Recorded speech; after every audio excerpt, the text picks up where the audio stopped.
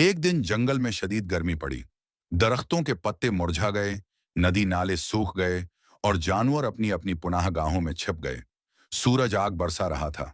एक छोटा सा परिंदा जो काफी देर से पानी की तलाश में उड़ रहा था, बहुत थक गया।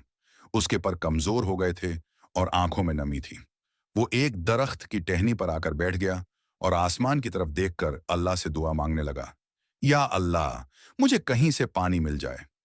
करीब ही एक नेक दिल खरगोश बैठा हुआ था। उसने परिंदे की हालत देखी तो फौरन उसके दिल में रहम आया। वो भागकर अपने बल के पास गया, जहां उसने पानी का एक छोटा बर्तन रखा हुआ था। खरगोश ने पानी लाया और परिंदे के सामने रखा। परिंदे ने खुशी खुशी पानी पिया, फिर जोर से चहक कर खरगोश का शुक्रिया अदा किया। खरगोश मुस्कुराया और बोला, दोस्तों की मदद करना मेरा फर्ज है। ये मंजर दूसरे जानवर भी देख रहे थे। उन्होंने सोचा, हमें भी कुछ करना चाहिए। चंद ही दिनों में सब जानवरों ने मिलकर एक छोटा सा तालाब बनाया, ताकि कोई जानवर दोबारा प्यासा न रहे। अब जंगल में खुशी का माहौल था।